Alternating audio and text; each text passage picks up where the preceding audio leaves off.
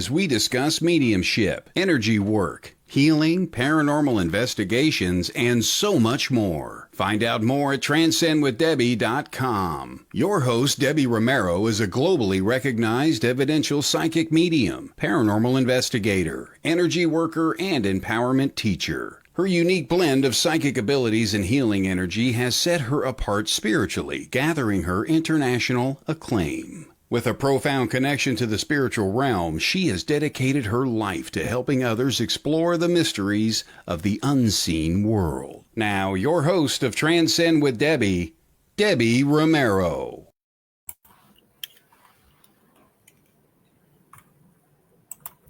Good morning, good afternoon, good evening, wherever you are in the world. I am honored today to have Mr. Paul Jacobs join me on Transcend with Debbie. Thank you, Paul, for being here. My pleasure, Debbie. Yeah, it's an honor. Today, first and foremost, we have a pioneer in the house, everyone, Mr. Paul Jacobs. I've had the honor and privilege to study with many years ago, I would say 5-6 years ago under Lillian. And I've taken your mentorship program, the color course, and we really do, I have this admiration and respect for the work that you do for Spirit. And so it's a privilege and an honor to have you here today as a guest for the community. If you don't mind, can you introduce yourself to those that are listening in today? Certainly, I'm Paul. I call myself a spiritual medium, not psychic medium. I do that for a particular reason. I work psychically, but I wish and I believe that we should separate the two, psychic and medium. They're part of each other, but they're two different levels of working, and which I like to get across in my teaching. My journey began in 1984 when I entered a spiritualist church for the first time. And the medium taking the service was a great aunt of mine who I hadn't seen since I was a boy. And a couple of months later, she asked me to go with her to visit another church, and I did. And there was the great Gordon Higginson, was the finest medium of the day, and she introduced me to him, and we built a friendship. And I then came under his guidance in the development of my mediumship. But even at that stage, I wasn't trying to be a medium. I just wanted to do a journey of discovery and enjoy the journey. And I think this is one of the difficulties many people cause themselves, because from day one, they're deciding what that journey want to be and what they're going to become and what they're going to do with it, instead of doing the journey and then allow the power to develop and unfold the different gifts and in which direction they will go and where they will become. Even though it's become my full-time work, I've done television, written books, travelled all over the world, I never set out with that intent. Those opportunities just presented themselves.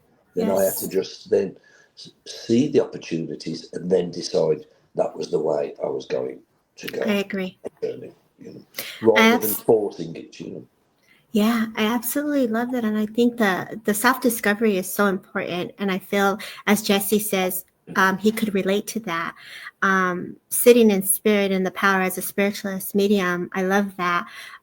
For many of us, we don't know the future of what it holds for us. And as we develop as individuals for self, it's important to understand how the energies are working within one's self. And I know that you talk about that and how you had to sit for a year before even delivering the message and being in the power. That's correct. And this is because we live in a world today where we want everything instant, we want everything yesterday. And too many people are putting the cart before the horse. What we need to do, first of all, we need to do this self-awareness. And through doing that self-awareness, knowing our own power is created by that what we've lived and expressed. So, if we look, there's many things mentally, emotionally, spiritually, physically that affect us in life. And those negative effects weakens our power. So we Right. need to know those weaknesses. We also need to know our strengths, so that empowers us be able to let go of certain negativities, change Yes. certain negativities. And that's all about developing and strengthening your power. But then the ingredient we've got to add on top of that, we've got to spiritualize our psychic faculty.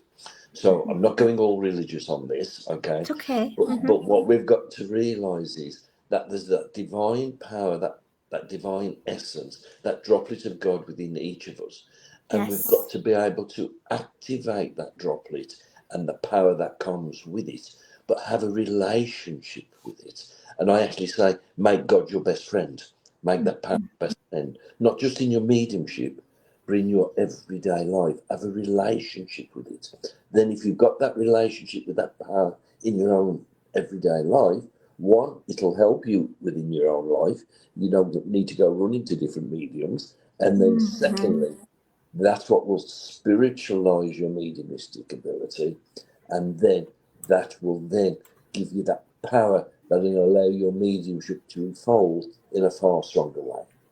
I agree. And I love how you break it down in that mannerism of where understanding thyself, of how our emotions, our thoughts, our feelings, what's in our auric field, and what's in our energy field, and how is it speaking to us is important, so that we are in that development stage of being able to be in oneself understanding.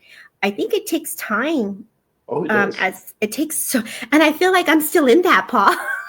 The journey, It so am doesn't I. end. So am I. The journey never ends. It never stops. This self-awareness. Right. You know, Right. but if you look at it, Debbie, all the spirit world has got to use is us, at the makeup of us. Yeah. So if Yes. you don't understand your own emotions, how are Mm-hmm. you going to understand the emotions of a client on a psychic level, let Right. alone understand the emotions of a spirit communicator on a mediumistic level? Or if you've Right. got barriers on your emotions because of past Mm-hmm. experiences, Right. or you don't like people to see them, then you put in a block to the spirit world your Right. work. And the same with the mental level. If you've got a mind that is very analytical, then when you start working with your different psychic and mediumistic faculties, then you'll be, as you receive the communication on both levels, you'll be analysing, dissecting, and destroying before you even open your mouth. And Okay. then we've got people who've got minds like a butterfly with no focus and discipline. So their communication will have no discipline and will be all over the place, flitting here, there, and everywhere. So this is why this self-development on our mental, emotional, spiritual, and physical self is the foundation to build our mediumship upon.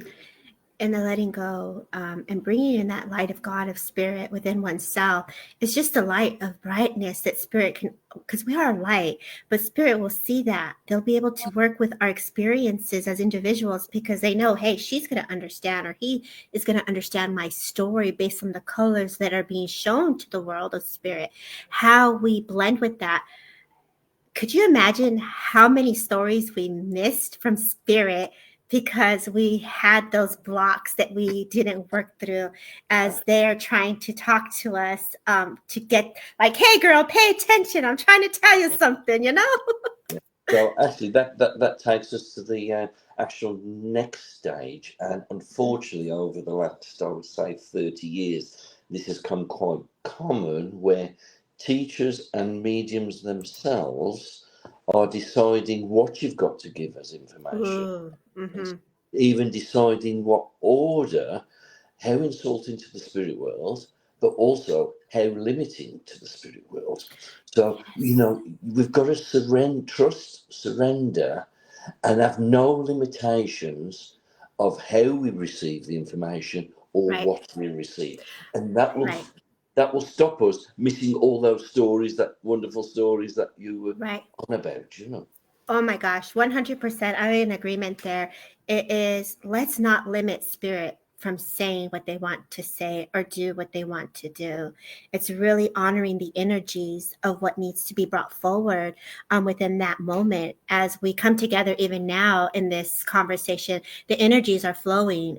Those that are in here, you have a lot of hellos. Melinda's saying, I love that. Great advice. Joanna's saying, good evening. Debbie and Paul. Jennifer is saying, yes, very true. So you have quite a bit of different people understanding. Kevin from Canada is in here saying, hugs to you, Paul and I. Thanks, everyone. So this is amazing. Valerie's saying amazing. You know what I find the beauty within the mediumship, and I want to bring it back to this for a second here, is the power of going back to the one individual who is sitting in the power, where everyone is holding space for that one specific individual to receive the message and the energies and the way spirit wants to flow. Let's say to you, Paul, and we're in that circle and everyone is sending you the energy. How does that feel for you when you first started and you were building up your own power to link up? What was happening to you as an individual when you were getting ready to work with spirit?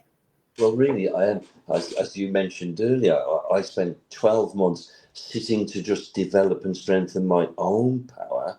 And Gordon Higginson taught me, even though you can take advantage of the power of a room and the individuals sitting with you or in your audience, your own power has got to be strong enough to stand in your own right and your own That's power right. to be able to manage. So Gordon wouldn't have an excuse when people had a bad demonstration and turn around and say, oh, well, the power and the energy from the room and the sitters wasn't very good. And he'd say, excuse, your own power should be strong enough to stand in your own right with the spirit world. I agree with that. It's building our energies, our physical well-being, our mental, emotional. It's building our energy to understand oneself. I agree with you. That journey is not an easy journey. That's right. And if you think about it, if you cannot sit on your own within your own power, then lifting your consciousness and your power to blend with the spirit world, not a spirit person, and stay in that state for an hour, then there's no way you'll be able to do a whole demonstration. I agree. You know? And this is where people put the lack of work into their development. Really, People talk about power, and I love the words you say. You can use the energies of those that are around you, but if you can utilize your own, that's right. A great way to bring awareness to those who are trying to develop the understanding of oneself. And yes, there are people there to hold the link, to hold the energy, to connect. That's beautiful. And that's the beauty of community. And that's why the community is so important, because they are bringing that Wi-Fi, that belief, that hope into the energies. But if you can believe in oneself, that is powerful enough right there. Yeah, but what you've also got to look at, and this also is for me the magic ingredient. It's what I do. This is what I do in my own mediumship, and it's what I teach students to do.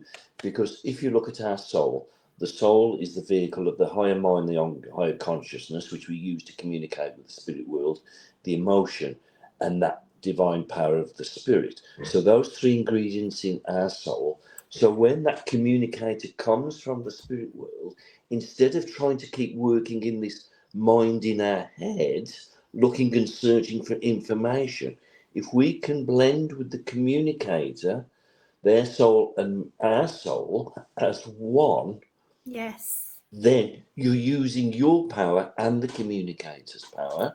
Yes. Yeah. Okay. And you've got that blending mind to mind and emotion. And when you can do that, you can't put a foot wrong. You don't have to interpret anything. You go into inspirational flow. You just know what you've got to say. You actually become that communicator within you. Even though they're not within you. If you want, if there's time at the end, I can give a little example of that. Yeah, we will.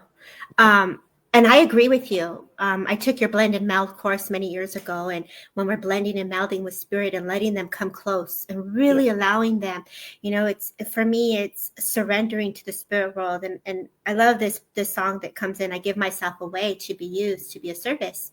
And so many people don't know this about me, but I am a service to the spirit world. And when I say this, it is I give myself away so that I could be used for them. Yeah.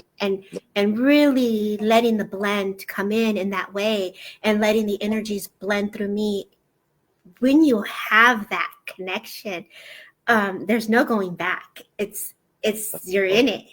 That's right, and that's the trouble and the problem with experienced students, and but also particularly in the beginning, people are trying too hard, focusing on this third eye or this television screen, and all they do is cause themselves a block, a headache, or Yes. trigger off their own imagination. And for my newer students, I say to them to help them understand, I say, pretend you've got two brains, okay? Mm-hmm. All right. So you've got one here, which the information rests upon, and you use to relay. But then you've got a brain in your stomach that Mm-hmm.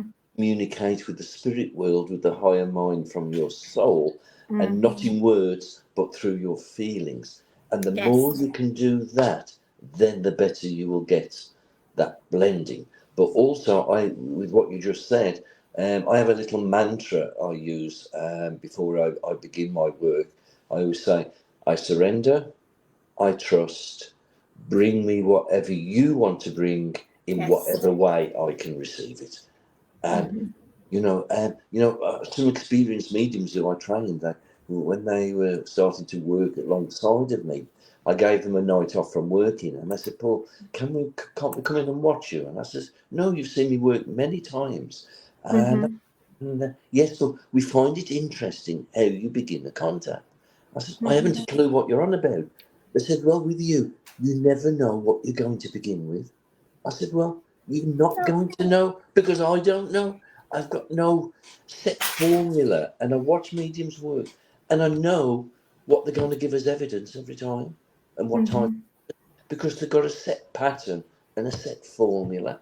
We've got to break that, but Yes. we'll only break it if we surrender and we trust. And like you said earlier, Debbie, then that will keep have our minds open then to more varied types of evidence, communication, and Yes. exchange, rather than constantly a grandmother in the kitchen with an apron cooking, or an uncle who liked nature who had trouble breathing. You know, Right. uh, like say for instance, I did a demonstration on Monday evening, and this contact was going lovely with this lady's mother.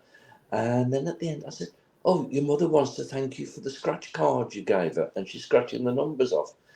And in the wreath, the daughter had placed a scratch card for her mother. Oh. I mean, so if my mind was controlling and limiting what I've got to have and how Mm-hmm. I've got to receive it, I would have never been able to receive that piece of information. Right. I think for me, when I go into these places where there is a limit on spirit, my heart shrinks just a bit. We can't do this, we can't do that, and there's rules, then my heart just kind of, well, then why am I here?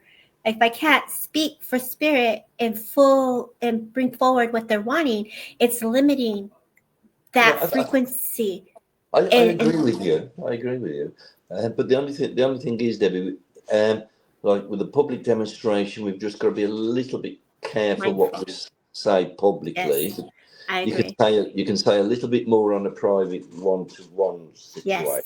So in a yes, public, as long as we take responsibility and just careful with what we do say, whether the recipient would be happy for our whole audience to hear what's being said, yes. then we have to take that little bit of care. I agree. And that's where the discernment and mindfulness of our delivery. And that is a lot where this is something I want to work with the students that I have, is how to deliver the harder messages, how to deliver the messages that one is still grieving through, where we don't go in such great detail, but just enough to say, yes, that is my son or my daughter or my loved one, and they did experience that. Yeah. Because in this work, Paul, the traumatic pressings or the events that we hold space for, it's grief.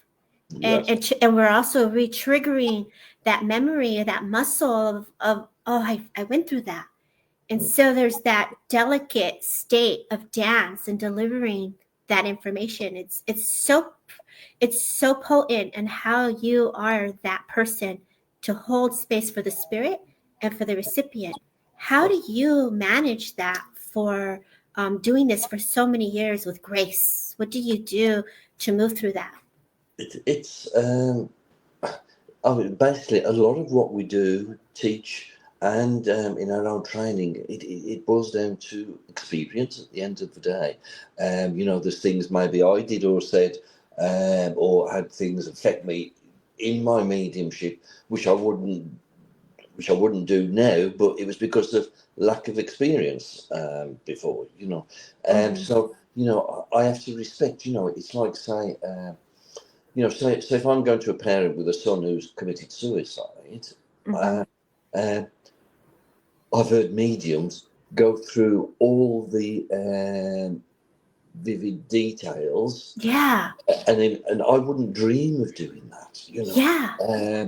because that communicator's one got to relive them, and two, does the mother and father want to hear all the precise details? They already know that, I So agree. this is where you've got to be responsible, and when you're speaking this, but you've got to remember it's their loved one. You've got to treat the communicator with respect, and also the recipient, and also through your own awareness. You should be able to know the sense of grief that's still there with the recipient. I agree.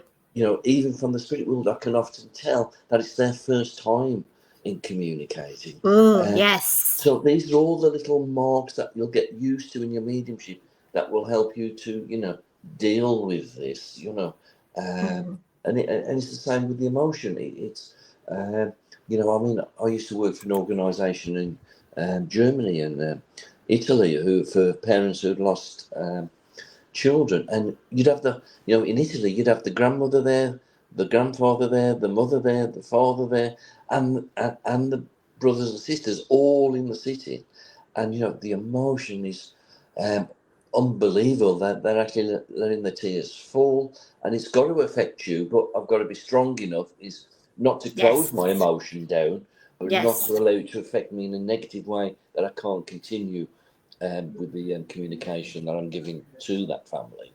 I agree. And Melinda says, I believe spirit gives you enough to connect without making them relive over and over again. And that way they passed. I That's agree. that's true, but some people, unfortunately, Yeah. aren't responsible enough, and they try to milk some of those things for more than they should and what they're worth. Yeah, Yes. And that is when their ego gets in the way and they want to that's right. continue it. So when there's tears and there's emotions, there's a responsibility and an integrity in the reading to pull back. Yeah, that's right. They give the energy enough time to move.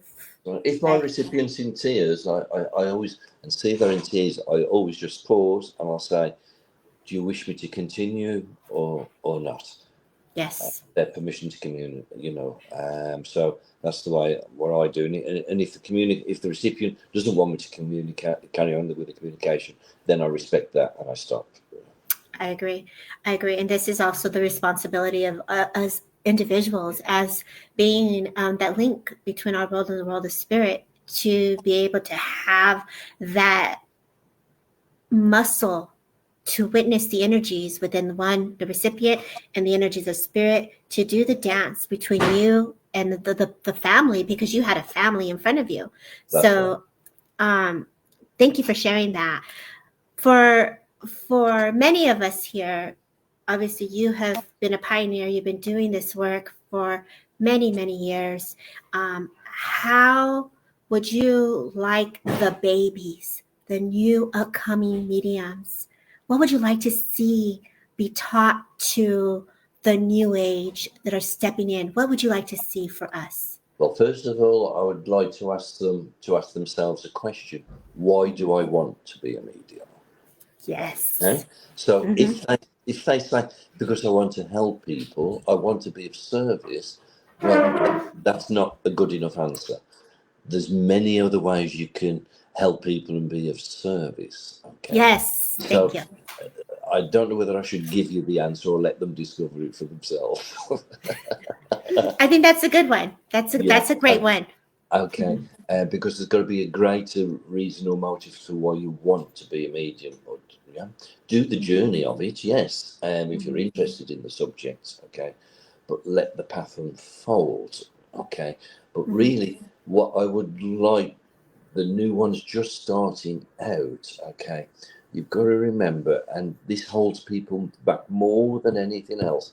When you first get new ones trying to experience things in exercises, they don't say anything because they expect to hit them in the face and knock them over straight away.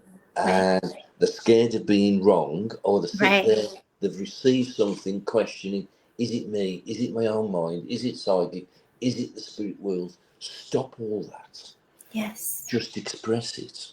And it doesn't matter if it's psychic, if it's your own mind, whether it's your imagination, because until we express, if it is the spirit world, then that communication cannot open up.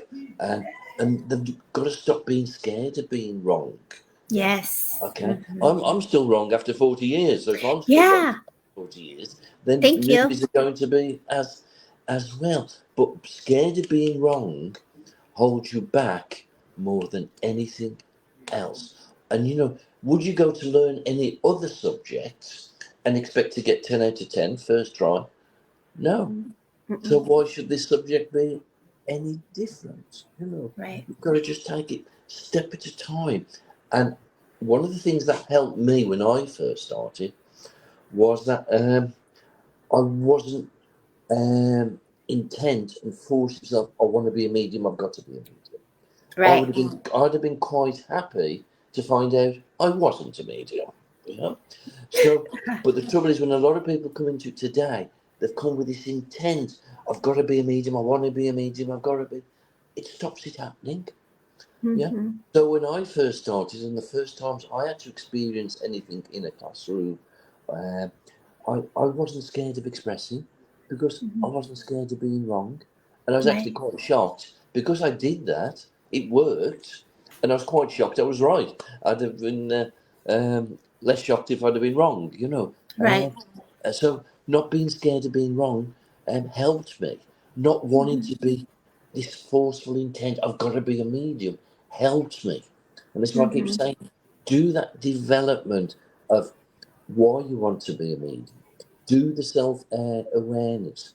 Work on your own emotional, mental, and spiritual and physical effects of life in your state.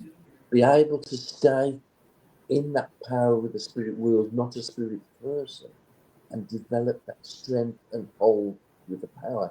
And once you can do that, then you'll find then if you can stay with that within your soul and that higher mind, then you'll find that your mediumship will flourish. Yes, I agree. And as you say that, those are beautiful examples of one of us, any of us who are sitting with or pausing with, why are we doing this work? Now, I'm going to ask you another question. For those like myself who are already doing the work, who have learned, what would you like to see different with us as our a service and are in there and doing the work? What do you see with us mediums that are already in there, not going for teachings or they are teaching? What would you like to see happen for those that are active mediums? Okay. So, yeah, I mean, I often take courses and groups at the Art of Healing College, which are I'm often given the advanced or the professional working mediums.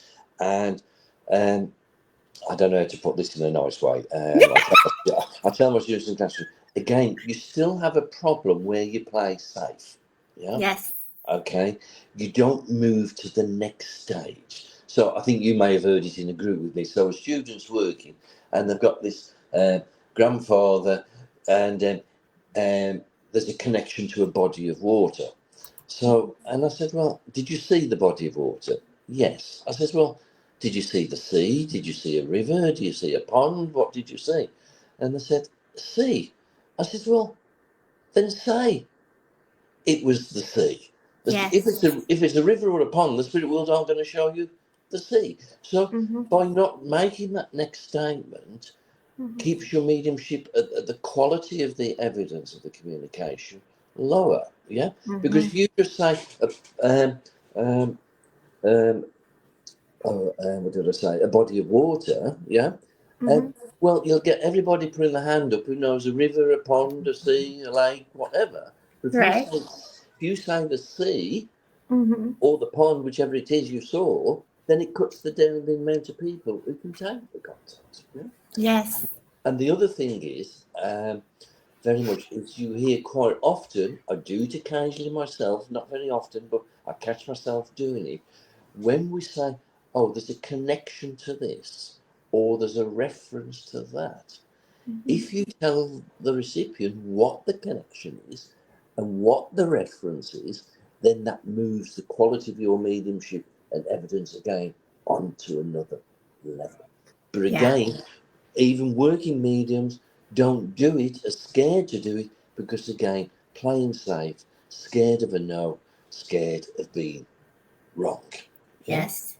So this goes back to your course that you have offered in the past, which was unfolding the evidence, Yeah. unfolding it and giving the detail of that and where it's connected to, who wore that, who bought it, where did it come from? And, really sitting with that one piece and building the story on it. That's right. You see, but we have to do that. You see, people have this clairvoyant image of a scene or an object that'll give us which can give us a practical evidence. But there's a whole story there. Yeah. But then what you've got to do, see, with this clairvoyant, once it registers onto your conscious mind, too many mediums stay in their head with it.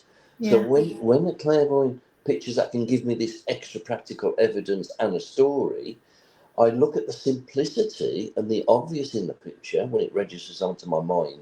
Then I bring that picture back into my soul and feel and want to know the story that picture is telling us. Yeah, I can remember not long ago. I thought I gave a fantastic evidential story from one picture to somebody in the audience at the college, and I was really chuffed with it. And the lady came and spoke to me afterwards, and she came to confirm the story, but she told me what I'd not mentioned in the story. I thought, God, Paul, you missed all that. Yeah. And I've always said the spirit world will give us as little as possible to give us as much as possible. But Yes. we waste what they give us. Mm-hmm. I waste it. We waste it. Yeah. Sometimes you can do a whole story on one or two pictures. Yeah. Right.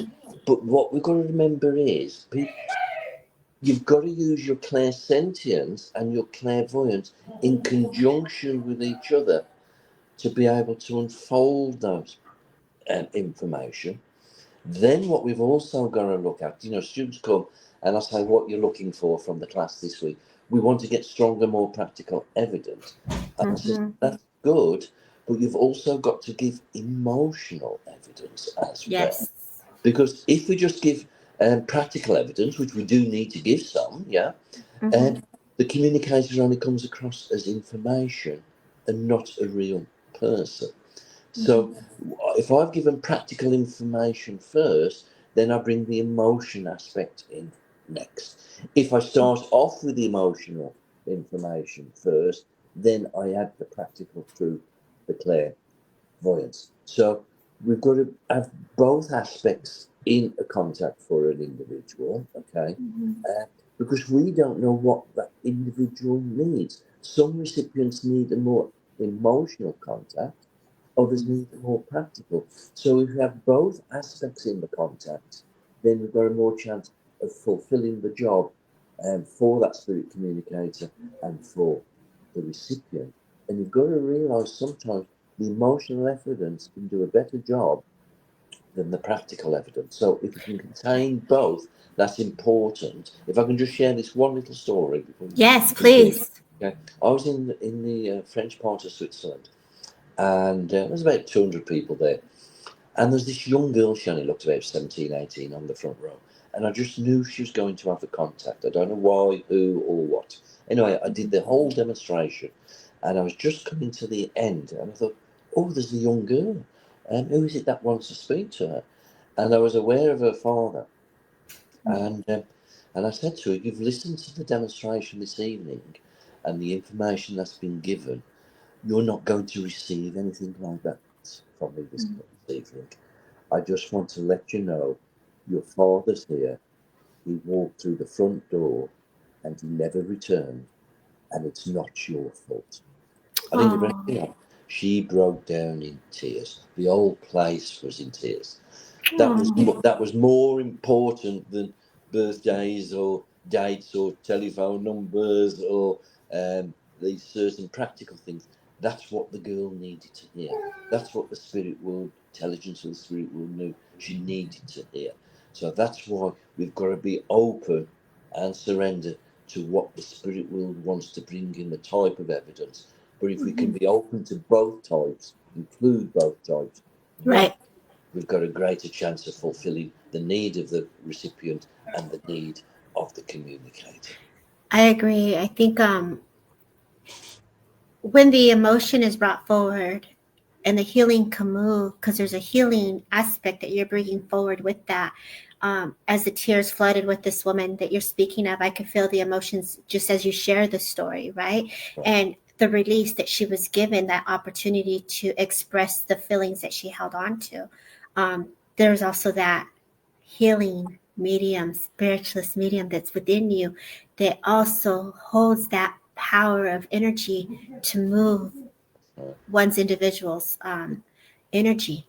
That's right. It's not healing's not just about the laying of hands. The Mm-mm. communication mediumship is also a form of healing. Right. You know, and many people, it's emotionally, mentally, spiritually, and physically. They need healing on all levels, and their grief or their loss or their loneliness or their effects of events in their life have caused this damage and brought an imbalance to them. And through that communication, we can help them heal. Yes. In the spirit world, as you sit with spirit, is there anything that spirit like to see different within the community here within our world? What does spirit want from us? Basically, it's simply really, I'm going to go religious and go to the principles uh, of spiritualism of the SNU, It's okay. Mm-hmm. Spiritualist National Union. If we look at our first two principles, the fatherhood of God and the brotherhood of man. So if we can truly live to that divine power, our Father God that's within us, our giver, creator of eternal life, and to live to the highest that power is in all that we are and do, and with all those that we meet, whether that's our brothers and sisters in our association, and doesn't matter who they are, whether we know them very well or not, with our planet and with our animal kingdom, to live and treat each other into the highest that we can of that divine power of the spirit. Then we will find harmony and balance and peace upon earth. But the thing is, many of us haven't found that harmony and balance within ourselves. So we need Right. to find that harmony and balance within ourselves, working upon our own, Mm-hmm. finding that peace within ourselves. Then in turn, we can play our part in bringing peace within our planet, our animal kingdom, and with the human race. Right. That's I the know for message. me, I love that. I know for me, Paul, I started this journey of self discovery 20 plus years ago. And there's always a reason we take the journey within, whether it's grief or trying to understand oneself. And some want to be mediums or want to do more, be of service. For me, it was always self healing. And so it's progression into being to create changes of transformation to always be better than where That's we were when we first started. For me, and right. so then life happens and we're in the real life and then there's that hiccup of like, okay, let's revisit this, let's regroup. And that's okay. That the pauses are okay too. And Right. I feel like I love that you say that because we all strive for peace and harmony. That's right. And that was the reason for healing is to find inner peace. Yeah, and like for people like yourself who are working mediums, professional mediums, what you've got to remember, Also, we do our best, but we can't be everything to everybody. Oh my Okay. gosh. Say that one more time. Okay. Yes, Paul. All right. We've also got to remember we're human beings as well. So we have Yes. things that knock us out of balance. Even though we've done Mhm. all this, what we've spoken about, we'll have our negative moments too. Yes. Don't last long. A couple of hours sleep or a night's sleep, and I'm back again. But we'll all Right. have our moments of uncertainty, doubt, life events affecting us. Mm-hmm. But but if you develop that strength of that power of the spirit world, it'll only be a small blip, and you'll come through. Yeah. But Yes. again, we've got to say is to all of us who are on this journey, as long as me, as long as yourself, and many others, is that keeping that right motive and intent. I can remember I was driving to a church to do a Sunday service, and I was stuck in a traffic jam, and and I was talking to the spirit world, and I was saying, the last few demonstrations haven't been as good as they should have been. You're going to have to pull your socks up and do a better job.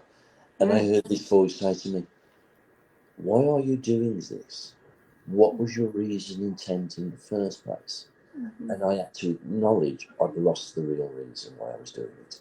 I was Oh. going out to demonstrate, to prove how good Paul Jacobs could be, not the real reason. So I accepted and acknowledged that, and I went to that church. And that evening of the demonstration, every contact was for somebody who funeral had only taken place that week, Oh. or the funeral hadn't even taken place, because I'd gone back to the motive and intent, not about the wonderful Paul Jacobs, one of the best, Yeah. how good I am. So this is why we've got to do that self-awareness Yeah. continuous. We've got to be able to constantly be reviewing, re-looking at ourselves, to making sure we're staying on that right path of motive and intent of what we're about. I love that. And I just come out of a holiday and sat with spirit, and we let the energies move because we've held space for so much energy. And so it's just recharging and taking care of oneself. And it's important. That's the self-care that's necessary, not only for everyone and everything that we do. We're all energy, whether you're a medium or a healer or just going to work and being a father or mother, there's energy in living. And how we live, it's taking the break for oneself. And that's where we go within. What do I need today? What am I avoiding today? What's coming to the surface? What's my body saying to me? Girl, bring it back. So I love that you're saying this. And this is just a gentle reminder, self-care, guys. And and sometimes when we're in the flow, we forget. Spirit's going to knock you down and make you deal with it if you don't deal with it. So it's just what it is. I'm going to open it up for questions, Paul. This has Yes, been a sure. delight. I really love what you're saying here. I love how you're giving information on how to sit with oneself, how to let go, how to trust, how to surrender, let the story unfold. This is great stuff. And I know for me as a medium in my days, and what does that look like to surrender? What does that mean to trust? And it's just be wrong. It's okay. Let spirit work through you. Let the energies go. I love how natural this is for all of us to sit in and listen to. So I'm going to go to the comments. If anybody has any comments or questions for Paul, please do so. Lisa Krista says mediums are just people like everyone else. There's ups and downs. That's right. Yeah. Rachel says, I don't know what my lesson is from my rough time. Neither do I, girl. No, I'm just kidding. It'll click. Trust me. Spirit will let you know. Let's see here. Can you see the comments, Paul? Yeah. Yes, I can. Okay, great. So it doesn't look like anyone's coming in with Yeah. comments here. Yeah. So Did you see one? yeah, I just mentioned the last night. I don't know what my lessons for my rough time. That's fine. Okay, so first of all, we've got to realise, um, everything that happens in our life, good or not so good, is not deliberately put there on our path. Okay, because we've got to, even though I know some will disagree with me, we've got to look at free will and destiny. Right. Okay. Mm-hmm. So free will belongs to the physical, destiny belongs to the spirit. Yeah. Okay. Mm-hmm. So from our free will, yes, we have negative things happen to us in our life from either decisions, actions, and things we've manifested, that's caused us difficulties, or those around us have done, that's caused on a knock-on effect to us. There are certain things that will happen, and that is destined to happen to you because it's part of you fulfilling the destiny of your spirit. But I believe through those difficult situations or negative aspects that we have to go through, that if we can, there should always be, we mentioned this earlier, something positive that can come from them. Yeah. Mm-hmm. You know, that's saying every cloud has a silver lining. Mm-hmm. They sure And do. if we can allow that negative experience, stop us turning negative and resentful or resentment or whatever, and we can look at it in a positive and look at our own soul, and this is where the self-awareness they've got to do, is spend time with that in your own soul to see how we can grow spiritually from it and how we can enhance and move forward in a different way with our life for the better. Gordon Higginson always taught that any change that comes in our life, whether it's what we want or we don't want, doesn't matter if it's negative or positive, something better can always come from that experience that's brought that change. I agree. 100% agree with that. Any other Great comments? answer. Yes, Aiden has a question here. Aiden, I love Aiden. With going deeper with evidence, should it be from a place of letting it flow or looking with awareness and looking for more? You don't go looking for it in your mind, in your head, okay? So if I've got a piece, say I'm working with a clairvoyant picture that's giving me a factual piece of evidence, the secret key is, as you're saying that, relaying that evidence from that clairvoyant image with your conscious mind, in your soul with your higher mind through your feeling, let me know more. Is there anything else? Not searching for something different, just your soul, your higher mind, and using that feeling to stay with it and build. And if there's nothing more to add to it, then something different will come naturally. You don't have to go searching for it. So Yes. but you've got to be doing that in your soul at the same time you're speaking to your recipient with the previous information, and then that stops your own mind coming in and doing it or adding to it with your own mind and self Yes. association. I love that you say that. I agree. When I will not pull. I will not pull. For me, it's like, okay, I'm not going to pull. If it didn't come in, I'm sorry. This is where I sit with it. And then I say, I can't pull any more from it because I know I'm not getting it from spirit for me. So I love that you say that. Great question, Aiden. He's one to look for, Paul. He's an amazing spiritualist So, medium. okay, maybe I'll pass across someday. Yeah. Yeah, he's out in the journey within. Works out that way, but he's from Texas, boy. He'll love him. The soul's voice, love that, Kevin says. Kevin says he trained with you at Arthur Finley. I love Kevin. He's Yes, also I from know, Canada. Kevin. Canada is in the house. I love that. Good. Let's Okay. see here. Melinda says, how do you handle it when you come across people who don't believe in God? Ooh. First of all, I feel sorry for them.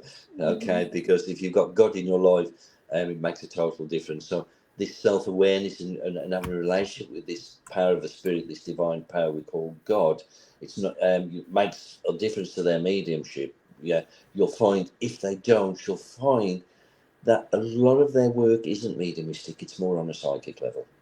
Mm.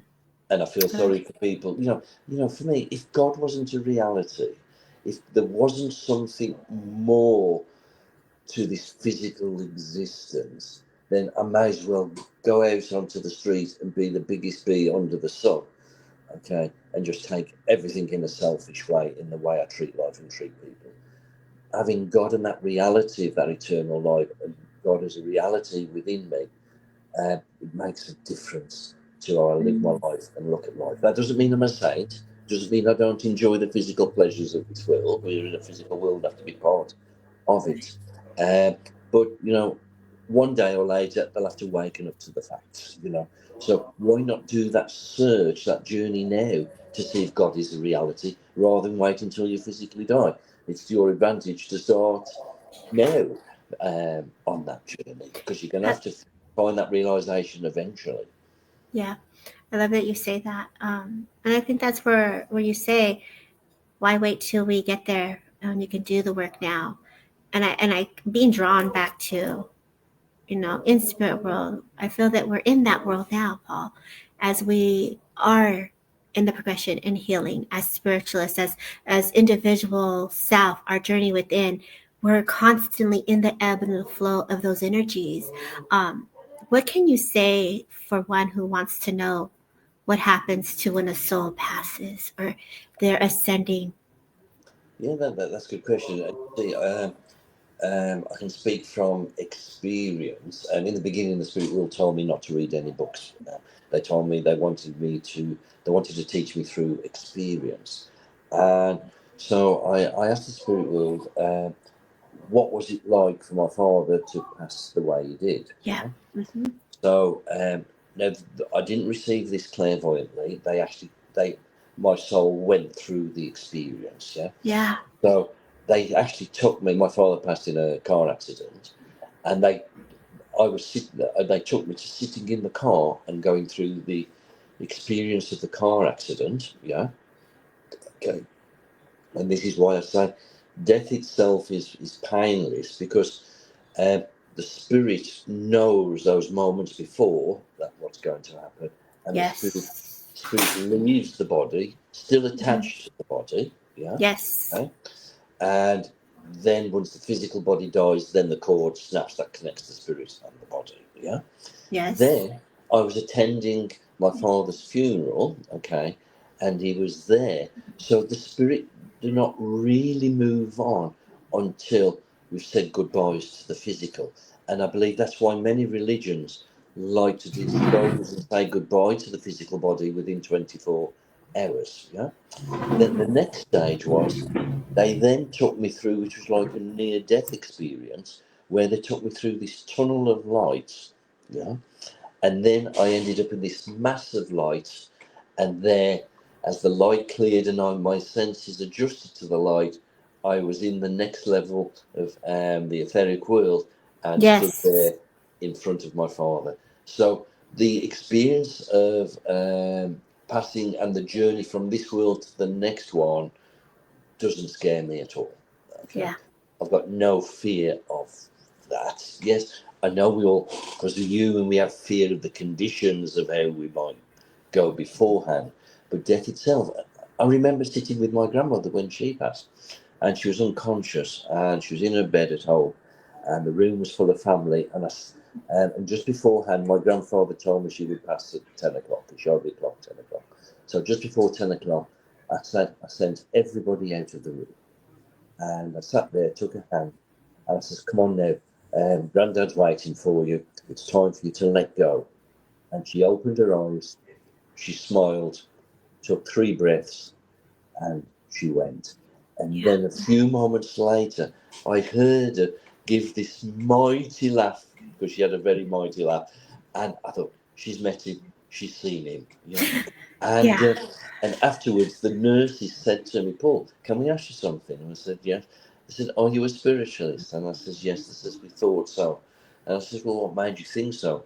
She says, "Because you made everybody leave the room, and we found that when family there hanging on, pleading for them not to go, it stops the spirit moving out and moving on. And Yes. you made them go out the room, so there wasn't holding on, and you gave your grandmother permission to let go." Yeah. There's so much power in letting go of like holding space to witness that. Kevin says that's beautiful, Paul. And I could feel that joy of the Yeah. smile and the laughter as you brought that story for us to hear. And I think many of us get those glimpses, as Courtney says, they do. The wait for everyone to leave. So you have people just saying how beautiful. So Paul, do you have time for a one demonstration here? If you're open to it. Is there and probably I've only You, got. Is there any audience or not? Or oh, we have people here that are still here. So can you see the names? We'll just see where you feel drawn to. But if anyone is open, go ahead, Paul. Or are you gonna just open it up? you could see the names then. Okay. I All can. right. Mm-hmm. Just give me. Just give me.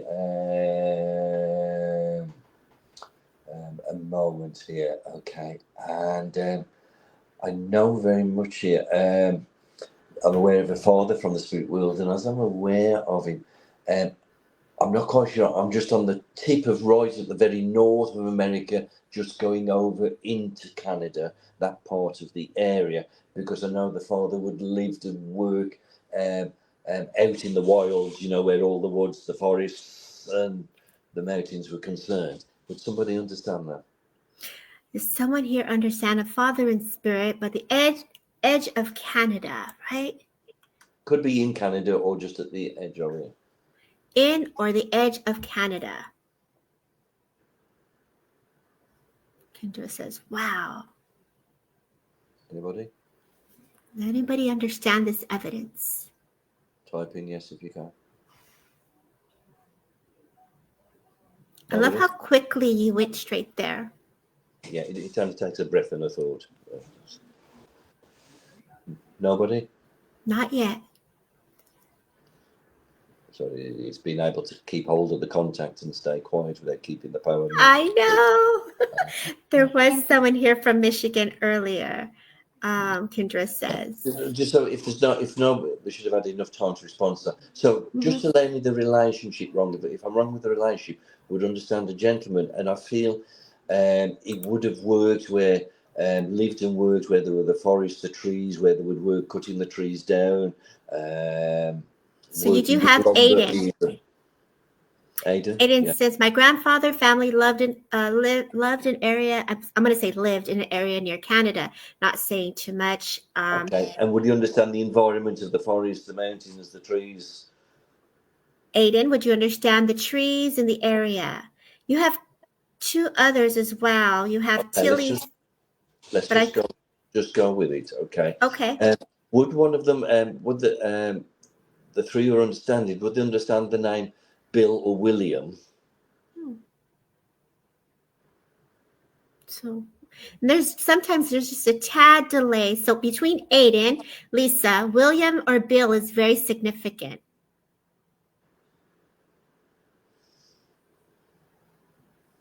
Out of the three, would they understand the man that they think they recognise would actually work with the wood or lumber industry? Okay. Aiden is out. You have Lisa and Tilly. So Tilly is out as well.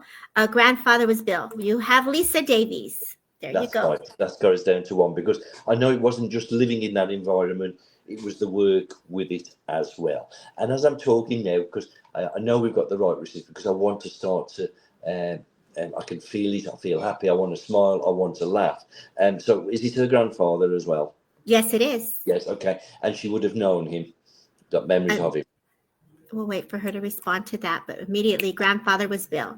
So he was a real estate agent. Oh, sorry. No, okay. But would you understand the great sense of humour and fun he had and the memories of that she shared with him? Wait for her to respond. Yes, she knew him. Yes, she knew. Yeah. Can you just say yes or no to the last statement I just made? And if we may, Lisa, hear a yes or no for the last statement, please. Somewhat. Yeah, okay. Because this is what he just wanted to do here. I know he was a man who was busy. He took care of his family, but also I know he liked his own time. Sometimes he liked own time at home, but he also liked his own time to spend with his friends in a social environment as well. Is that all correct? She was saying both to your last question as well. Okay, and what I've just said now? And I'm just going to wait for her to respond.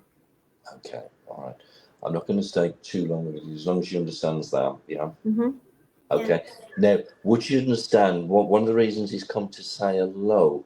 There must be situations where he wants to speak about her work situation, where she's wanting to go forward in a different way with her work, but at the moment not being able to take those steps forward. Okay. He had two families. Does she understand that about her work? I'm going to wait for her response. But going back to, it's just a tad delay.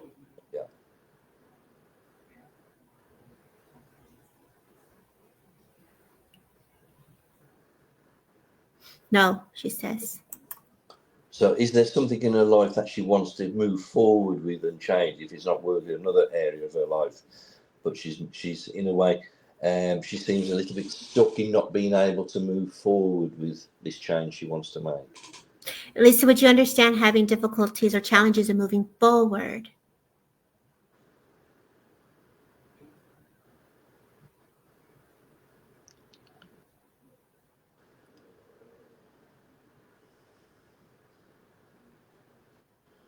Spiritually, yes. Yes, okay.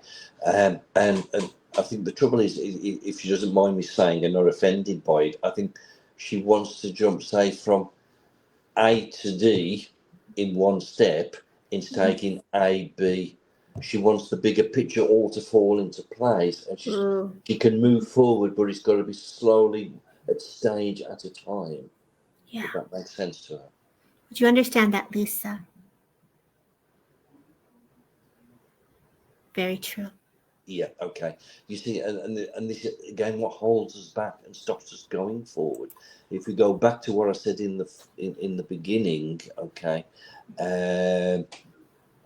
it's very much just, don't have these demands of what you're going to be next week or next year with it.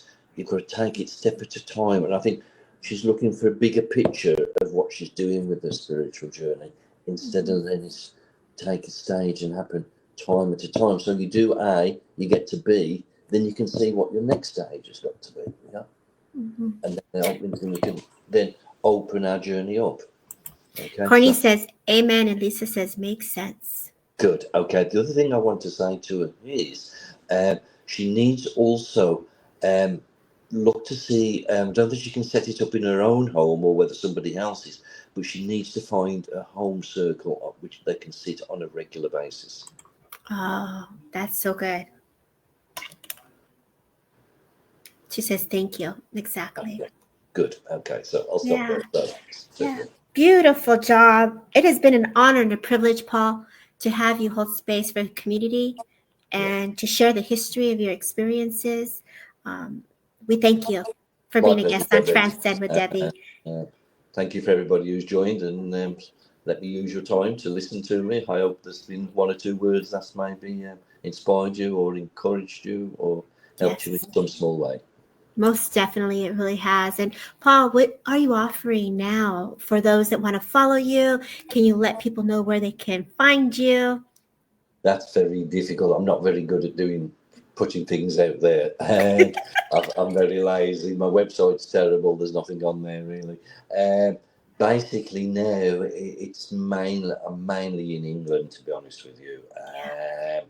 I have got a couple of international online courses, but one started. There's one left. That's only got 2 places left, but that is for experienced students. Yeah, I saw that. So through Facebook, they can see what I'm doing or going anywhere. Yeah.